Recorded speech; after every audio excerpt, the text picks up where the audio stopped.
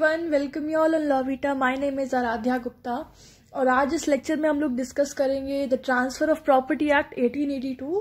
Basically ये एक introductory lecture होगा जिसमें हम लोग जानेंगे कि प्रॉपर्टी का क्या मतलब होता है, ट्रांसफर ऑफ प्रॉपर्टी का क्या मतलब होता है, ये एक्ट कोडिफाई कैसे हुआ, इसका हिस्टोरिकल बैकग्राउंड, इस एक्ट के क्या ऑब्जेक्टिव्स हैं, कैसा इस एक्ट का नेचर है और क्या क्या इसका स्कोप है, मतलब कहाँ कहाँ तक ये एक्ट जो है वो एप्लीकेबल होगा, इसका एक्सटेंट क्या है।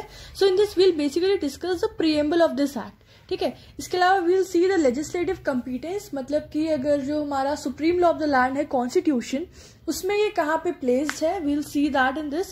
And the last we'll see the scheme of the act, means कि इस एक्ट का जनरल ओवरव्यू क्या है, कितने सेक्शंस हैं, कितने चैप्टर्स हैं, वो सभी चीजें आज हम लोग इस लेक्चर में डिस्कस करेंगे। और लास्ट में फिर कुछ हम लोग क्वेश्चंस आपसे पूछेंगे एमसीक्यू, उसका आंसर आप लोग हमें देंगे। ठीक है, तो शुरुआत करते हैं जल्दी से कि प्रॉपर्टी क्या होता है। देखो, ये जो टर्म है प्रॉपर्टी, ये एक लैटिन वर्ड से डिराइव हुआ है, प्रोपराइटरी। तो ध्यान रखना, ये एक लैटिन वर्ड से डिराइव हुआ है प्रोपराइटरी, और प्रोपराइटरी का मतलब होता है a thing owned. A thing own, कोई भी चीज, कोई भी ऐसी वस्तु जिसको हमने ओन किया है, जिसके ऊपर हमारी ओनरशिप है, यानी कि जिसके ऊपर हमारा मालिकाना हक है। ठीक है, मैं इस प्रॉपर्टी को ओन करती हूँ। फॉर एग्जाम्पल, एक स्टडी टेबल है, उस स्टडी टेबल को मैंने खरीदा है और मैं ही उसको ओन कर रही हूँ, मैं ही बोल रही हूँ कि ये मैंने ही खरीदा है, मेरा इसमें मालिकाना हक है। तो वो जो स्टडी टेबल है वो किसकी प्रॉपर्टी हुई, वो मेरी प्रॉपर्टी हुई। ठीक है, तो ये याद हो गया, इसका जनरल मीनिंग हो गया। अभी सामन ने एक इंपॉर्टेंट डेफिनेशन दी है प्रॉपर्टी की। Salmond, we all know, we have heard about him, is a very famous jurist and we have read about in the jurisprudence as well as in the sociology. The Salmon says property include the legal rights of ownership of a person in material things as well as in the incorporeal things. तो सावन ने कहा है property जो है, उस property शब्द के अंदर आपका जो भी मटेरियल थिंग है, जो भी इनकॉर्पोरल थिंग है, इनकॉर्पोरल मतलब जो कि इनटेंजिबल है, जैसे कि आजकल जो भी आपके ट्रेडमार्क राइट्स हैं, आपका कॉपीराइट हो गया, पेटेंट हो गया, तो चाहे आपका कोई मटेरियल प्रॉपर्टी है, चाहे आपका कोई इनकॉर्पोरल प्रॉपर्टी है, तो उस प्रॉपर्टी में जो आपके ओनरशिप का लीगल राइट है वो भी इस प्रॉपर्टी टर्म के अंदर इंक्लूड होगा। मतलब प्रॉपर्टी ओन तो आप कर रहे हो, प्रॉपर्टी का मतलब तो हो गया कि यू आर ओनिंग समथिंग, पर उसमें जो आपका ओनरशिप का लीगल राइट है that also gets covered in the term of property. ये कहा है सामन ने। ठीक है, so do remember it includes the legal right of ownership of a person in material as well as the incorporeal thing. उसके आगे देखते हैं, एक केस है R.C. Cooper versus Union of India, AIR 1970. So in this case, the Honorable Supreme Court interpreted this term of property, and it says that the property includes both corporeal, such as the land, furniture, etc., and the incorporeal things like the copyright, patent. तो इस case में supreme court ने बोला कि property term के अंदर दोनों ही तरह की प्रॉपर्टी इंक्लूड रहेंगी, कॉर्पोरल प्रॉपर्टी भी और इनकॉर्पोरल प्रॉपर्टी भी। कॉर्पोरल जो कि टेंजिबल होती है, जैसे कि लैंड, फर्नीचर, मटेरियलिस्टिक हो गया, और इनकॉर्पोरल जो कि हम लोग देख नहीं सकते हैं, पर आज की डेट में it plays it have a very important role in the technological development like the patent, copyright, GI etc.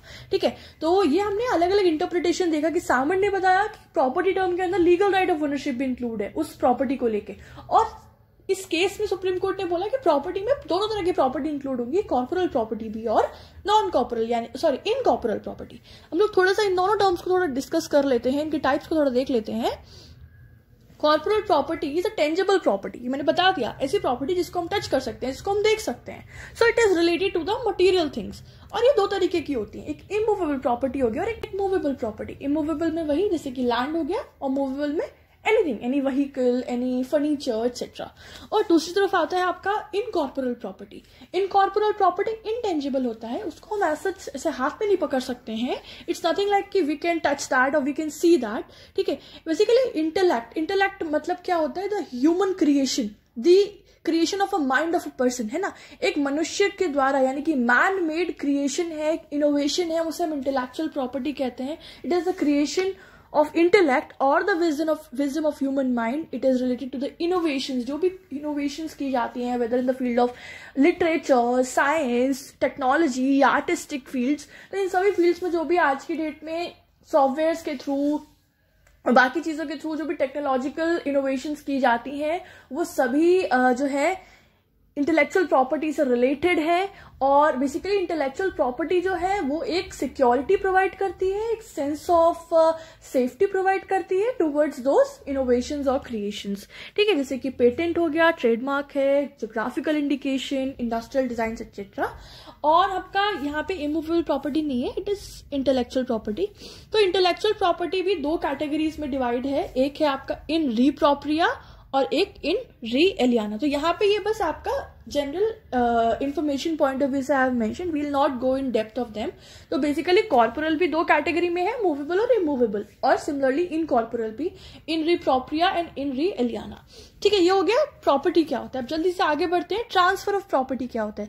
भाई एक्ट बेसिकली डील तो इसी बारे में कर रहा है ना कि एक प्रॉपर्टी जब दूसरे पर्सन को ट्रांसफर की जाती है, उससे रिलेटेड जो भी एस्पेक्ट है उसको ये एक्ट डील करता है। फिलहाल ट्रांसफर क्या होता है, देखो transfer means giving that possession of property to someone. जो आपकी पोजेशन है किसी प्रॉपर्टी के अंदर, आप उस पोजेशन को किसी और को ट्रांसफर कर रहे हो, किसी और को दे रहे हो, वही ट्रांसफर का प्रोसेस कहलाता है। It's very simple. So see there are various type of transfer in India. हमारे देश में कई सारे तरीके के ट्रांसफर्स होते हैं। For example, if there has to be a transfer of movable goods, the act which governs that is Sale of Goods Act. तो अगर हमारे इंडिया में कोई मूवेबल प्रॉपर्टी को, मूवेबल गुड को ट्रांसफर करना है एक पर्सन से दूसरे पर्सन, तो उसको जो लेजिस्लेशन गवर्न करता है दैट इज सोगा, सेल ऑफ गुड्स एक्ट 1930। दूसरी तरह से एक ट्रांसफर होता है जब किसी पर्सन की डेथ हो गई और उसके बाद जो प्रॉपर्टी उन्होंने ओन की हुई थी वो फर्दर ट्रांसफर अप हो जाती है to the succeeding living persons, ठीक है, जो भी वहां उनकी फैमिली के लिविंग पर्सन्स थे। तो इस तरीके से जो ट्रांसफर होता है वो कवर होता है इंडियन सक्सेशन एक्ट में, ठीक है। तो ये हो गया इंडियन सक्सेशन एक्ट जिसे डील करता है जिस तरीके के ट्रांसफर को। और एक ऐसे ट्रांसफर होते हैं जिसमें जो मरने वाला व्यक्ति होता है वो एक वसीयत बना के जाता है, एक वो टेस्टामेंट्री डॉक्यूमेंट बनाकर जाता है कि वो अपनी जो प्रॉपर्टी है वो आगे उनके मरने के बाद किस किस ढंग से, किस किस मैनर में डिस्ट्रीब्यूट होगी या ट्रांसफर होगी उनके रेस्ट फैमिली मेंबर्स को, ठीक है। तो ये गवर्न होता है टेस्टामेंट्री सक्सेशन के थ्रू। तो ये अलग अलग तरह के ट्रांसफर्स हैं जो कि डील हो रहे हैं अलग अलग लेजिस्लेशन से ऑलरेडी। अब बात आती है कि टीपीए किस तरीके के ट्रांसफर को डील करता है। So when the transfer involve immovable property, देखो पहला आपका एलिमेंट निकल के आया कि ट्रांसफर है of the immovable property, and the third very important is with two living persons, then that is governed under the TPA Act 1882। तो हमारा जो ट्रांसफर ऑफ प्रॉपर्टी एक्ट 1882 है ये डील करता है ऐसे ट्रांसफर जो कि इमूवेबल प्रॉपर्टी का होता है, और वो ट्रांसफर होता है between the two living persons, जो दो जीवित पर्सन्स हैं उन दोनों के बीच में, बिटवीन इंटरवीवोज है ना, इंटरवीवोज एक लीगल टर्म है, उन लोगों के बीच में जो इमूवेबल प्रॉपर्टी का ट्रांसफर होता है that is known as the transfer of property which is governed by the TP act of 1882। समझ में आ गया। तो हमें ये समझ में आ गया कि ट्रांसफर क्या होता है, ट्रांसफर ऑफ प्रॉपर्टी किस किस ढंग से होता है, और मोस्ट इंपॉर्टेंटली हमारा टीपी एक्ट किस तरह से ट्रांसफर ऑफ प्रॉपर्टी को डील करता है। चलो आगे बढ़ते हैं। So the transfer of property is applicable primarily on the transfer of immovable property from one living person to another। ये हमने जान लिया कि बेसिकली ये immovable property के ट्रांसफर को डील करता है, and that transfer from one individual या one living being to another। तो अब देखो हम लोग लिविंग पर्सन या लिविंग बीइंग की बात कर रहे हैं ना, तो लिविंग पर्सन में यहाँ बोला गया है और कुछ केसेस में भी हेल्ड हुआ है कि living person includes a company और एसोसिएशन और a body of individuals weather incorporated और नॉट। तो देखो लिविंग पर्सन के अंदर सिर्फ एक ह्यूमन बीइंग ही नहीं, इसके अलावा कंपनी भी इंक्लूड होगा इस टर्म में, एक एसोसिएशन भी इस टर्म में इंक्लूड होगा, यहाँ तक कि कोई बॉडी ऑफ इंडिविजुअल्स भी, भले ही वो इनकॉर्पोरेटेड है या नहीं है, ये सभी लोग भी लिविंग ऑफ पर्सन कैटेगरी के अंदर आएंगे, और इनके थ्रू भी बीच में जो भी अगर कोई ट्रांसफर ऑफ इमूवेबल प्रॉपर्टी होता है तो उसको भी टीपी एक्ट 1882 गवर्न करेगा, ठीक है ना। तो यहाँ पे हम लोगों ने प्रॉपर्टी का मीनिंग देख लिया और ट्रांसफर ऑफ प्रॉपर्टी का भी मीनिंग देख लिया। उम्मीद करती हूँ आप लोगों को समझ में आ गया होगा। अब आगे बढ़ते हैं कि ये जो हमारा एक्ट है टीपी एक्ट 1882, इसका कोडिफिकेशन कैसे हुआ। तो देखो क्या था, जब तक हमारा टीपी इन्फोर्समेंट में नहीं आया था उससे पहले, क्योंकि ब्रिटिश रूल कॉन्टिन्यू था, 1882 की बात चल रही है, ठीक है, तो उससे पहले ब्रिटिश रूल था और वहां पे जितने भी जजमेंट्स थे उसमें ब्रिटिशर्स जो थे, जो इंग्लिश मैन थे, वो कोर्ट्स में जजेस वगैरह होते थे, तो वहीं पर जो इंग्लिश रूल्स प्रिवेल करते थे उन्हीं को अप्लाई किया जाता था, या जनरल इक्विटी के बेसिस पे, कंसाइंस के बेसिस पे जजमेंट दिया जाता था, जो कभी कभी कंफ्यूजिंग भी होता था और कभी कभी इंडियन सिचुएशंस पे जो है वो मैच भी नहीं हो पाता था। तो इस तरीके के जो भी डिलेमाज आ रहे थे, जो भी कंफ्यूजन्स थे, डिस्प्यूट्स थे, उनको सेटल करने के लिए ये जो क्या किया, जो ब्रिटिश क्वीन थी उस वक्त, उन्होंने फर्स्ट लॉ कमीशन सेटअप की, उन्होंने अपॉइंट की फर्स्ट लॉ कमीशन। बेसिकली वो अपॉइंट करने का मोटिव था कि सिविल लॉज जितने भी इंडिया में हैं उनको कोडिफाई किया जाए, यानी कि जितने भी लॉज डिस्ट्रीब्यूटेड हैं, अलग अलग हैं, उन सबको इकट्ठा करना है, कंसोलिडेट करना है और सही तरीके से उनकी फ्रेमिंग करनी है। ठीक है, ब्रिटिश क्वीन ने फर्स्ट लॉ कमीशन अपॉइंट की थी और सिविल लॉज के अंदर ही laws related to the transfer of property भी इंक्लूड हो गए थे। तो कमीशन ने बिल ड्राफ्ट किया टीपीएस से रिलेटेड, ट्रांसफर ऑफ प्रॉपर्टी से रिलेटेड 1870 में। तो ये ईयर आपको याद रखना है, 1870 में इसका पहला बिल जो है वो प्रिपेयर हो गया था by the first law commission. ठीक है, लेकिन इसको इंट्रोड्यूस किया गया था लेजिस्लेटिव असेंबली में 7 साल के बाद 1877 में। ये आपको याद रखना है अगेन। तो 1877 में जो है ये बिल आपका इंट्रोड्यूस हुआ इन द लेजिस्लेटिव असेंबली। फिर उसके बाद इस बिल को सेलेक्ट कमेटी को रेफर किया गया for the approvals and the justification and everything. तो ये जो बिल है ये कई तरह से रीड्राफ्ट हुआ, फिर इसको सेकंड लॉ कमीशन को रेफर किया गया, उन्होंने भी कुछ जो है चेंजेस इसमें इंट्रोड्यूस किए। Finally at the end third law commission के द्वारा जो फाइनल बिल है वो फाइनलाइज किया गया। So it was finalise by the third law commission. और हमें याद रखना है कि थर्ड लॉ कमीशन में कौन कौन मेंबर्स थे। तो it consisted of Charles Turner, Raymond West and Whitley Stokes. Charles Turner, Raymond West and Whitley Stokes, ये 3 लोग थे इस थर्ड लॉ कमीशन के अंदर। और इस कमीशन के थ्रू टीपीए का, ट्रांसफर ऑफ प्रॉपर्टी एक्ट का जो बिल था वो फाइनलाइज किया गया था। Finally after all the draft and amendment it was pass on 17 फरवरी 1882। तो फाइनली सारे ड्राफ्ट के बाद, सारे अमेंडमेंट्स के बाद 17 फरवरी 1882 को हमारा ट्रांसफर ऑफ प्रॉपर्टी का जो बिल था वो पास हो गया, उसको फाइनल असेंट मिल गई थी। तो ये डेट बहुत इंपॉर्टेंट है, 17 फरवरी 1882। और लेकिन ये उस दिन इन्फोर्समेंट में नहीं आया था, it came into force on 1 जुलाई 1882। ठीक है, तो ये कुछ महीने के बाद 1 जुलाई को ये इन्फोर्समेंट में आया था। ये तो दोनों ही डेट्स बहुत ही इंपॉर्टेंट है, ये आपको याद रखनी है एमसीक्यू पॉइंट ऑफ व्यू से भी और for your general information of the act as well. ठीक है, तो ये डेट्स याद रखना। अब आगे बढ़ते हैं। Due to certain conflicting case laws and provisions of the act it has been amended so far till now by 12 amending acts. तो ये एक्ट पास हो गया, ठीक है, इन्फोर्समेंट में आ गया है इंडिया में, और इसी के थ्रू अब केसेस डील किए जाते हैं ट्रांसफर ऑफ प्रॉपर्टी के, जो कि स्पेसिफिक इमूवेबल प्रॉपर्टी से रिलेटेड। लेकिन अभी भी कुछ ऐसे केसेस आए थे जिसमें कुछ प्रोविजंस से डिस्प्यूट क्रिएट हो रहा था या केसेस सॉल्व नहीं हो रहे थे, कुछ कॉन्ट्राडिक्शंस थे। इसी वजह से अभी तक 12 बार हमारा ये एक्ट अमेंड हो चुका है। It has been amended 12 times up till now. और पहला अमेंडमेंट हुआ था 1885 में और लास्ट अमेंडमेंट हुआ था 2011 में। तो ये सभी जानकारी आपको पता होनी चाहिए, that's why I have mentioned here. ठीक है, तो ये हमारा पूरा कॉन्सेप्ट हो गया कोडिफिकेशन का। अब हम ये जानते हैं कि इस एक्ट का ऑब्जेक्टिव क्या है। 3 objective I have mentioned here. पहला ये है to avoid the arbitrary judgments of the Englishman which were based on their rules and equity. तो जो जैसे पहले इंग्लिशमैन अपने अकॉर्डिंग अपने इंग्लिश रूल्स या इक्विटी के बेसिस पे जो जजमेंट देते थे, कहीं ना कहीं वो आर्बिट्ररी प्रूव होते थे। ठीक है, अपने डिस्क्रिशन पे देते थे, कोई फिक्स रूल्स नहीं थे। तो उस आर्बिट्ररीनेस को, उस आर्बिट्ररी जजमेंट को अवॉइड करने के लिए ये एक्ट जो है वो इन्फोर्स किया गया था और इसी ऑब्जेक्टिव से ये इंप्लीमेंट हुआ था। दूसरा ये है to manage the proper transfer of property from one individual to other so that the transfer takes place in harmony and not with the dispute. दूसरा ये है कि जो भी ट्रांसफर हो रहा है प्रॉपर्टी का एक पर्सन से दूसरे पर्सन को, वो एक प्रॉपर मैनर में हो। ठीक है, और कोई भी तरीके का डिस्प्यूट ना अराइज हो, एक हार्मनी हो, एक डिसिप्लिन हो। तो उस चीज को मेंटेन करने के लिए, उस चीज को फर्दर अप करने के लिए भी ये एक्ट को इन्फोर्स किया गया था। और तीसरा इसका ऑब्जेक्टिव था to bring a systematic, uniform and unambiguous यानी कि clear law which will perfectly facilitate the transfer of immovable property. और तीसरा इसका ऑब्जेक्टिव ये है कि जो ट्रांसफर ऑफ इमूवेबल प्रॉपर्टी है उसके लॉ को क्लैरिटी देना, ठीक है, उसके विजन को क्लैरिटी देना, एक सिस्टमैटिक तरीके से पूरा procedure of the transfer of immovable property. This is the core objective of the particular act. ठीक है, तो आई होप आप लोगों को ऑब्जेक्टिव समझ में आ गए होंगे। अब आगे बढ़ते हैं, हम लोग देखेंगे कि इस एक्ट का नेचर क्या है, इस एक्ट का स्कोप क्या है। तो देखो, हम अगर प्रियम्बल रीड करेंगे ना, तो प्रियम्बल में ही इसका स्कोप मेंशन है। This act applies and governs the transfer of property bye act of parties only. तो इसके प्रियम्बल में ये कहा गया है कि ये जो एक्ट है, ट्रांसफर ऑफ प्रॉपर्टी एक्ट, ये सिर्फ उन तरह के ट्रांसफर ऑफ प्रॉपर्टी को डील करता है which takes place by the act of parties only.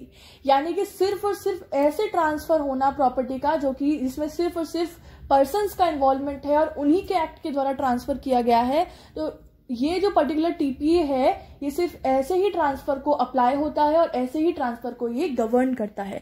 The transfer of property is done only inter alia. It means that during the time of transfer both the person should be living. और at the same time it is important कि जिन दो person के बीच में ये transfer of property हो रहा है, इट इज अकरिंग, तो वो जो पर्सन है वो लिविंग पर्सन होने चाहिए, क्योंकि अगर एक भी डेड है तो फिर वो आपका इंडियन सक्सेशन एक्ट में कवर होगा। क्लियर? तो ये इसका बेसिक स्कोप है, ये बात ध्यान रख लो, बिल्कुल दिमाग में सेट कर लो टीपीए के बारे में, दैट ये टीपीए जो ट्रांसफर ऑफ प्रॉपर्टी एक्ट है सिर्फ उन्हीं ट्रांसफर को डील करता है which takes place by the act of parties and those parties should be inter vivos, मतलब those parties should be living in nature. ठीक है, वो जीवित होना चाहिए। It doesn't govern the transfer of property which takes place due to the operation of law। तो इससे बात बहुत साफ है कि जो ट्रांसफर ऑफ प्रॉपर्टी एक्ट है, ये उस तरह के ट्रांसफर को डील नहीं करता है जो कि कोर्ट के ऑर्डर्स या कोर्ट के डिक्रीज द्वारा प्रोसीड किया जाता है। यानी कि ऑपरेशन ऑफ लॉ से जो ट्रांसफर ऑफ प्रॉपर्टी होता है, वो ट्रांसफर्स को हमारा ये पर्टिकुलर एक्ट डील नहीं करता है। Transfer of property by operation means, अब ये जानते हैं कि transfer of property by operation का क्या मतलब होता है। It means even though the transfer is not alive at the date of transferring the property could be transferred by the orders and decrees of the court. तो basically operation court की need तब पड़ती है ना जब कोई एक person नहीं रहा। जब कोई एक पर्सन नहीं रहा, उसके बाद भी जो प्रॉपर्टी है वो ट्रांसफर की जाती है ऑर्डर के थ्रू, कोर्ट के डिक्री के थ्रू। तो वो सारे तरीके के जो ट्रांसफर्स होते हैं, that is done through the transfer by operation of law. और हमारा जो ट्रांसफर ऑफ प्रॉपर्टी एक्ट 1882 है, वो इस तरीके के ट्रांसफर को डील नहीं करता है। समझ में आया? तो ये है इसका बेसिक नेचर या स्कोप। ठीक है, तो अब ऑपरेशन ऑफ लॉ को डील नहीं करता है, तो it means it doesn't govern transfers through court auction, forfeiture, acquisition, insolvency proceedings, interstate, testamentary successions। तो इस सभी तरीके के ट्रांसफर जिसमें कोर्ट इन्वॉल्वमेंट है, या फिर वो ये ऐसे ट्रांसफर है जो कि ऑपरेशन ऑफ लॉ से टेक प्लेस करते हैं, तो इस तरीके के ट्रांसफर जो है वो गवर्न नहीं होंगे through the transfer of property act 1882। ठीक है, आप लोगों को स्कोप समझ में आ रहा है? तो देखो आगे बढ़ते हैं, अभी कुछ और पॉइंट्स हैं इसके नेचर से related. The Act primarily focuses on the transfer of immovable property। इसकी नेक्स्ट इंपॉर्टेंट बात है कि ये जो एक्ट है ये प्राइमरीली इमूवेबल प्रॉपर्टी के ट्रांसफर की ही बात करता है। ठीक है, ये बात आप ध्यान रखना।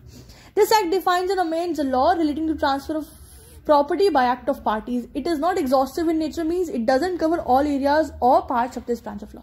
देखो एक चीज और कि ये जो पर्टिकुलर एक्ट है ना, ट्रांसफर ऑफ प्रॉपर्टी एक्ट, ये ट्रांसफर ऑफ प्रॉपर्टी के कॉन्सेप्ट को डिफाइन करता है और ट्रांसफर ऑफ प्रॉपर्टी के कॉन्सेप्ट को या उसके लॉ को अमेंड करता है। देखो कई सारे लेजिस्लेशंस के जो प्रियम्बल होते हैं ना, उसमें लिखा होता है this act has been formulated to consolidate the law. तो कंसोलिडेट वर्ड का क्या मतलब होता है? कंसोलिडेट का मतलब होता है कई सारे लेजिस्लेशंस को साथ में जोड़कर, ठीक है, उनको एकजुट करना और एक जगह पे कलेक्ट करना, एक जगह पे फॉर्मुलेट करना। लेकिन यहाँ पे इस एक्ट में कंसोलिडेट वर्ड यूज नहीं हुआ है। यहाँ इसका मतलब है, इसका जो पर्पस है वो कंसोलिडेशन नहीं है, रादर यहाँ पे दो ही वर्ड लिखे हैं, to define and to amend the law relating to the transfer of property. तो इसमें इसके दो ही ऑब्जेक्टिव है, एक तो ये ट्रांसफर ऑफ प्रॉपर्टी के कॉन्सेप्ट को डिफाइन करता है और दूसरा ये उन कॉन्सेप्ट को अमेंड करता है, यानी कि ये सोसाइटी की नीड्स को फुलफिल करता है, तो उसके अकॉर्डिंग जैसे जैसे चेंजेस नेसेसरी हैं उसमें अमेंडमेंट भी ये अलाउ करता है। ठीक है, तो इसलिए आपको बताना जरूरी था that this act defines and amends the law relating to the transfer of property by the act of parties. ठीक है, अगली लाइन में ये बात लिखी है कि it doesn't cover everything in it doesn't cover all the areas of transfer of property. और वही हमने पढ़ा शुरुआत में इसके स्कोप में कि ये बहुत ही लिमिटेड ट्रांसफर ऑफ प्रॉपर्टी के कॉन्सेप्ट को डील करता है, जिसमें स्पेसिफिकली मेंशन था that it covers those transfer of property which take place by the act of parties and the parties should be living and the property is specifically the immovable property. इसलिए इस बात से हमें ये पता चलता है that this particular act is not exhaustive in nature. ठीक है ना, आगे बढ़ते हैं। The act caters to the needs of society and thus has been modified and amended accordingly. और क्योंकि इस एक्ट का पर्पस है कि सोसाइटी की नीड्स को केटर करना, सोसाइटी की नीड्स को फुलफिल करना, इसलिए ये एक्ट समय समय पे मॉडिफाई भी हुआ है और समय समय पे अमेंड भी किया गया है। The law doesn't disturb the existing laws of testamentary and interstate transfers. Moreover, it goes parallel to it and accustom itself accordingly. और ये जो लॉ है ये टेस्टामेंट्री लॉज को बिल्कुल भी डिस्टर्ब नहीं करता है, उसमें इंटरवीन नहीं करता है, रादर ये पैरेलली वर्क करता है कि एक तरफ टेस्टामेंट्री लॉज या इंडियन सक्सेशन एक्ट जो है वो उस तरीके की ट्रांसफर को डील करता है मूवेबल प्रॉपर्टी जो कि where the one person is not living, है ना, और यहाँ पे हमारा टीपीए डील करता है where both the parties are living. So they work parallelly and this law doesn't disturb or doesn't intervene with the existing laws of testamentary or interstate transfers.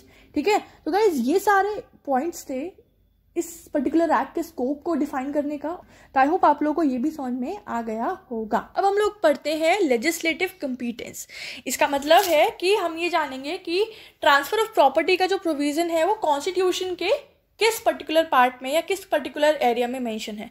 So the transfer of property other than of the agricultural land is subject specified in the entry 6 that is mention in 7th schedule concurrent list. देखो ये बता रहे हैं कि ऐसी property का transfer जो कि एग्रीकल्चरल लैंड से अलग है, मतलब वो प्रॉपर्टी जो कि एग्रीकल्चरल लैंड प्रॉपर्टी नहीं है, ऐसी सारी प्रॉपर्टी का ट्रांसफर जो है वो सब्जेक्ट है किसका, कंकरेंट लिस्ट के एंट्री नंबर 6 का। कंकरेंट लिस्ट कौन सी लिस्ट होती है, वो 3rd लिस्ट होती है। देखो कॉन्स्टिट्यूशन आप लोगों ने पढ़ा होगा, उसमें स्केड्यूल्स हैं, देयर आर 12 शेड्यूल। तो जो 7th शेड्यूल है it provides that there are 3 list. उन 3 लिस्ट में कई सारे सब्जेक्ट्स हैं। लिस्ट 1 है वो यूनियन लिस्ट है, मतलब उसके अंदर वो सारे सब्जेक्ट मेंशन है जिसके ऊपर जो अथॉरिटी है वो यूनियन गवर्नमेंट के पास है कि उन सब्जेक्ट से रिलेटेड लॉज यूनियन गवर्नमेंट बनाएगी। लिस्ट 2 होती है, लिस्ट 2 है आपकी स्टेट लिस्ट, जिसमें जितने भी सब्जेक्ट हैं उन सब्जेक्ट के ऊपर लॉज बनाने की पावर सिर्फ और सिर्फ स्टेट गवर्नमेंट के पास है। और 3rd लिस्ट है कॉन्करेंट लिस्ट। कॉन्करेंट लिस्ट में दोनों ही जो स्टेट गवर्नमेंट और यूनियन गवर्नमेंट है दोनों के पास बराबर का पावर होता है कि दोनों ही जो भी सब्जेक्ट उस लिस्ट में मेंशन है उससे रिलेटेड लॉज बना सकते हैं। ठीक है, तो यहाँ पे यही कह रहे हैं कि वो प्रॉपर्टी जो कि एग्रीकल्चरल लैंड प्रॉपर्टी नहीं है, जो एग्रीकल्चरल प्रॉपर्टी नहीं है, ऐसी प्रॉपर्टी की ट्रांसफर जो है वो सब्जेक्ट है ऑफ द कॉन्करेंट लिस्ट, और कॉन्करेंट लिस्ट का स्पेसिफिकली एंट्री नंबर 6 है वो। ठीक है, तो कॉन्करेंट लिस्ट में आ रहा है अगर ये, तो इसका मतलब है कि ऐसे ट्रांसफर से रिलेटेड जो लॉज हैं वो स्टेट्स भी बना सकते हैं, यानी कि वो स्टेट लेजिस्लेचर भी बना सकता है और पार्लियामेंट भी बना सकता है। Both have the power to frame the laws. और वो प्रॉपर्टी जो कि एग्रीकल्चरल लैंड की प्रॉपर्टी है, ठीक है, जो कि एग्रीकल्चरल प्रॉपर्टी है जिसके ऊपर एग्रीकल्चरल वर्क किया जाता है, और अगर उसका ट्रांसफ़र हो रहा है या उसके ट्रांसफ़र के रिलेटेड जितने भी एस्पेक्ट हैं वो सब्जेक्ट है हमारा of the entry number 18 of state list, यानी कि लिस्ट 2।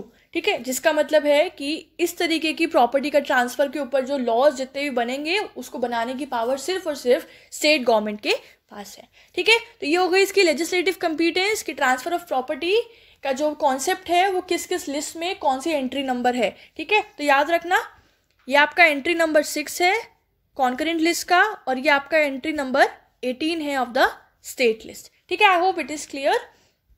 हम लोग आगे बढ़ते हैं। ये आप लोग को एक चार्ट है, बहुत ही इंपॉर्टेंट चार्ट है, ध्यान से इसको देखिएगा।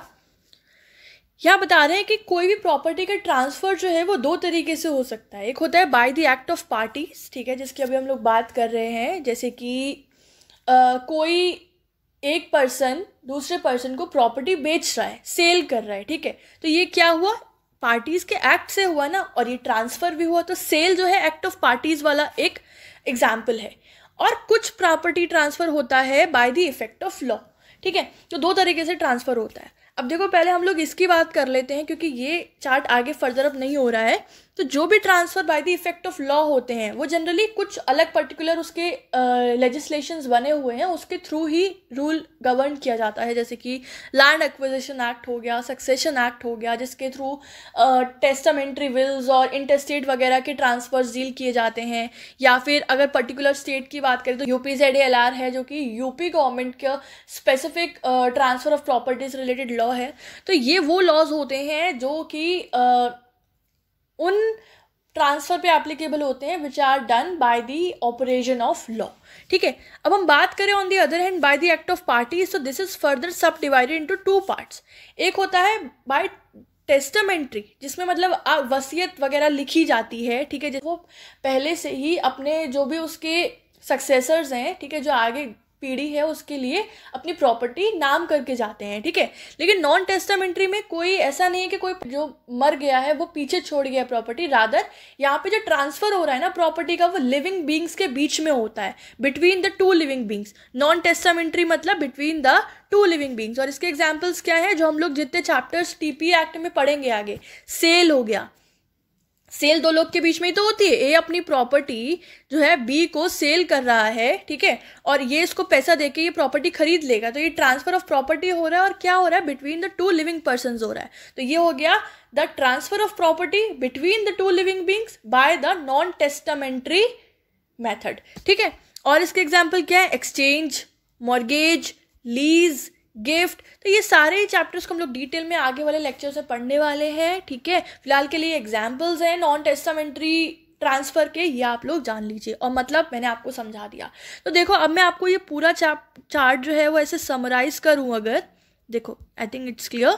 तो TP एक्ट है वो सोली ये वाले ट्रांसफ़र को डील करता है। The transfer of property by the act of parties by non-testamentary document, मतलब between the 2 living being, the TPA act applies only to it।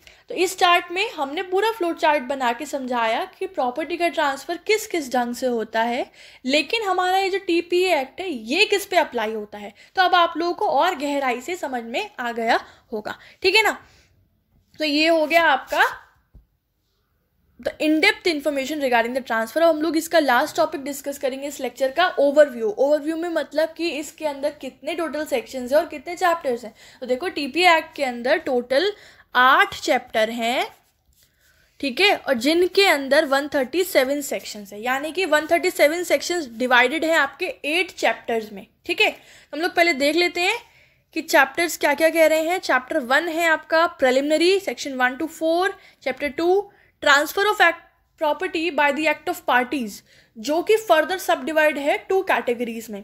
यानी कि पहला है आपका ट्रांसफर ऑफ मूवेबल प्रॉपर्टी और दूसरा है ट्रांसफर ऑफ इमूवेबल प्रॉपर्टी। तो मूवेबल है आपका 5 से 37 सेक्शन और इमूवेबल है 38 से 53A तक। फिर चैप्टर 3 सेल 54 to 57, फिर मॉर्गेज 58 से 104, इसमें फिर 100 से 104 का स्पेसिफिक टॉपिक है चार्ज का, तो हम लोग उसको डिस्कस करेंगे। चैप्टर 5 है lease 105 to 117, 6 exchange 118 to 121, gift 1 to 2 1 to 9, and the last chapter actionable claim section 130 से 137 तक। तो इसमें मैं आपको बताऊं, देखो जो चैप्टर 3, 4 और 5 जो है ना, ये 3 चैप्टर जो हैं वो आपके इमूवेबल प्रॉपर्टी की बात करते हैं स्पेसिफिकली। ठीक है, चैप्टर 6 और 7 जो है वो आपके मूवेबल प्रॉपर्टी की भी बात करते हैं और इमूवेबल प्रॉपर्टी, यानी कि फॉर एग्जांपल गिफ्ट है, गिफ्ट आप इमूवेबल प्रॉपर्टी का भी कर सकते हो और गिफ्ट आप मूवेबल प्रॉपर्टी का भी कर सकते हो। चैप्टर 6 और 7 जो है वो मूवेबल प्रॉपर्टी को भी डील करते हैं और इमूवेबल प्रॉपर्टी को भी डील करते हैं। लेकिन जो चैप्टर 8 है it's only deals with the movable property. तो यहाँ मैंने आपको मेंशन भी किया है, आप नोट्स बनाते वक्त लिख सकते हो। देखो चैप्टर 3, 4 और 5 applies to immovable property, 6 and 7 applies to both movable and immovable property, and chapter 8 applies only to the movable property। ठीक है, यहाँ वीडियो पॉज करके अपने नोट्स में ऐड ऑन कर लेना। अब देखो थोड़ी दिक्कत ये आएगी आपको कि ये याद कैसे रहेंगे कि किस चैप्टर में कौन सा टॉपिक है। ठीक है, हम लोग को मेन हेडिंग पता होना चाहिए ना। कोई भी पूछेगा कि अच्छा TPA में सेल कौन सा चैप्टर में, तो आप सोचने लगोगे। तो इसके लिए मैंने एक निमोनिक प्रिपेयर किया है, ये मेरा खुद का है, इससे मैंने याद किया था। पता नहीं आप लोगों के ऊपर अप्लाई होगा या नहीं, आपको याद होगा या नहीं, पर हो सकता है 1% आपको हेल्प हो जाए, इसीलिए मैं यहाँ पे आपको ये प्रोवाइड कर देती हूँ। ठीक है ना, इंटरेस्टिंग है वैसे तो, याद हो सकता है। देखो पहले पढ़ना, मैं बोलती हूँ साथ साथ आपको। ओके, तो यहाँ क्या लिखा है कि पीटीआई सर ने, जो स्पोर्ट्स टीचर होते हैं उनको पीटीआई सर बोला जाता है, ठीक है। तो पीटीआई सर ने साइंस एंड मैथ्स पढ़ने के लिए लीव प्रोवाइड की फॉर एग्जाम्स, और कहा अगर अच्छे मार्क्स आए तो गिफ्ट देंगे और आप उसे क्लेम कर सकते हो। तो ध्यान से देखो, जितने भी लेटर्स कैपिटल में हैं, P, T, S, M, L, E, G और सी, तो बेसिकली देखो इसको सीरीज में याद करो कि पीटीआई सर का लेक्चर था तुम्हारी क्लास में, है ना, यानी कि स्पोर्ट्स का लेक्चर था।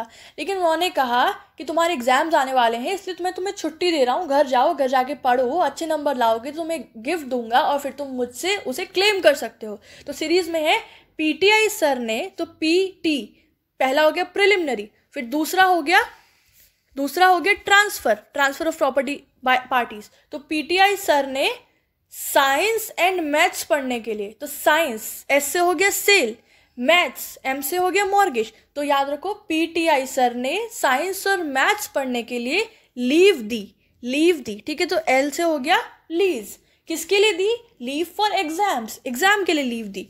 तो ई से क्या हो गया? ई से हो गया एक्सचेंज, है ना, समझ में आ रहा है? ई से हो गया एक्सचेंज, और कहा अगर अच्छे मार्क्स आए तो तुम्हें गिफ्ट दूंगा। तो पहले एग्जाम में अच्छे मार्क्स लाओगे ना तो फिर तुम्हें गिफ्ट मिलेगा। तो फिर जी से हो गया आपका गिफ्ट में गिफ्ट ही रहेगा, और कहा कि आप उसे क्लेम कर सकते हो, और लास्ट हो गया एक्शनेबल क्लेम। तो ये जस्ट देखो कुछ भी नहीं है, ये सिर्फ एक निमोनिक है, याद कराने का छोटा सा तरीका है, हो सकता है इंटरेस्टिंग लगे आपको, मेरे लिए ये हेल्पफुल रहा है, ठीक है। और बाकी सेक्शंस तो आप लोगों को याद करने पड़ेंगे, ये मुझे कोई दिक्कत नहीं हुई थी, एक बार पढ़ो, दो बार पढ़ो, थर्ड टाइम अपने बार लिख कर देखो खुद से, आंखें बंद करके, मतलब सब चीज़ें अपनी बंद कर दो, सारा मटेरियल याद हो जाएगा इजीली। तो यहाँ पे हमारा सारा कॉन्सेप्ट क्लियर हो गया। आप जल्दी से कुछ एमसीक्यूज देख लेते हैं जितना हमने पढ़ा है उससे रिलेटेड का, ठीक है। पहला देखो क्वेश्चन क्या कह रहा है, before the commencement of transfer of property act the transfer of immovable properties in India were governed bye. तो ये कह रहे हैं कि इस एक्ट के आने से पहले, इस एक्ट के कमेंस होने से पहले इमूवेबल प्रॉपर्टी के ट्रांसफर को कैसे गवर्न किए जाते थे। तो इसके ऑप्शंस क्या है? Principle of English law and equity, Indian registration act, sale of British state of goods act, Indian contract act. तो मैं ये बात कई बार बता चुकी हूँ लेक्चर में कि टीपीए से पहले the transfer were deal by the principles of English law and equity. Next question है, the courts before the enactment of TPA act 1882 were forcing to decide property disputes according to their own notions and justice and fair play। तो ये कह रहे हैं कि court जो है TPA act के इन्फोर्समेंट से पहले जो भी डिस्प्यूट होते थे प्रॉपर्टी के, वो डील करते थे अपने खुद के नोशन पे, है ना। क्यों करते थे? मतलब वो फोर्स क्यों थे अपने खुद के नोशन पे डिस्प्यूट डिसाइड करने के लिए? तो बिकॉज, इसका ऑप्शन देखते हैं पहला, बिकॉज जजेस were making own laws, because of absence of any specific statutory provision on property matters, because British जजेस वर confuse with the Indian property disputes, और बिकॉज जजेस वर educated in British property laws. देखो B बिल्कुल clear यही बोल रहा है कि क्योंकि ऑलरेडी प्रॉपर्टी मैटर्स को डील करने के लिए कोई भी स्पेसिफिक प्रोविजन नहीं प्रिवेल कर रहा था, इसीलिए जो ब्रिटिश इंग्लिशमैन थे जो भी वहां पे जजमेंट प्रोवाइड करते थे, दे वर फोर्स्ड और दे वर बाउंड कि वो अपने नोशन पे या इक्विटी के बेसिस पे जजमेंट्स जो है वो प्रोवाइड करें।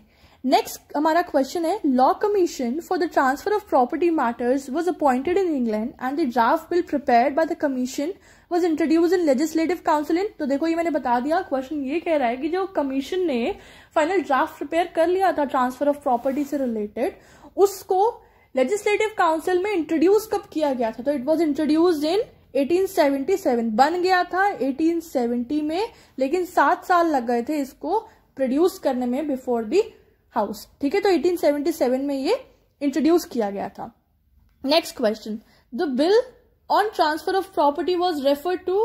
तो देखो फाइनल जो बिल था जो रेफर किया गया और फिर उन्होंने फाइनलाइज किया, दैट वाज डन बाय और refer to the third law commission, है ना, ये हमने पढ़ लिया था।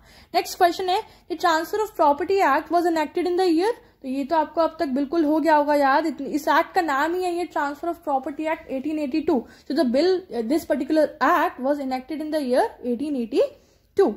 Next question, the transfer of property act received its assent on, मतलब किस दिन ये जो legislation था उसकी साइनिंग हो गई थी? तो दैट वाज 17 फरवरी 1882। अब आप लोग मुझे कमेंट सेक्शन में बताओ कि इसकी इन्फोर्समेंट डेट क्या है, ठीक है। और आज का हमारा आखिरी क्वेश्चन है, first amendment was made in the transfer of property act 1882 in the year. हमारे टीपीए एक्ट का पहला अमेंडमेंट कब किया गया था? तो ये मैंने आपको बताया था, इट वाज इन 1885। और आप मुझे कमेंट सेक्शन में बताओ कि इसका रीसेंट यानी कि जो लास्ट अमेंडमेंट है वो किस ईयर में हुआ था, ठीक है। तो आई होप आप लोगों को ये समझ में आया होगा, लेक्चर समझ में आया होगा। कोई डाउट हो तो कहाँ पूछना है? कमेंट सेक्शन में पूछना है। ये नोट्स की पीडीएफ चाहिए तो उसके लिए आप हमारे ईमेल आईडी पे कांटेक्ट कर सकते हो या हमारे इंस्टाग्राम पेज पे हमसे कांटेक्ट कर सकते हो, उसके लिंक्स डिस्क्रिप्शन बॉक्स में है, ठीक है। नेक्स्ट पार्ट के लिए कनेक्टेड रहना है चैनल से, और कनेक्टेड कैसे रहना है? चैनल को सब्सक्राइब नहीं किया है तो सब्सक्राइब करना है रेड बटन पे क्लिक करके। और कुछ लोग बोलते हैं कि हमको नोटिफिकेशन नहीं मिलता है, या बोलते हैं कि आप नया लेक्चर नहीं डाल रहे हो, जबकि मैं लेक्चर डाल रही होती, तो उसके लिए आप लोगों को बेल आइकन पे क्लिक करना पड़ेगा ताकि आप लोगों को रेगुलर अपडेट्स मिल जाए। वीडियो पसंद आए तो लाइक कर सकते हैं। मिलती हूँ नेक्स्ट लेक्चर में, तब तक पढ़ते रहो, अपना ध्यान रखो। Everyone take care of yourself, have a good day, bye bye.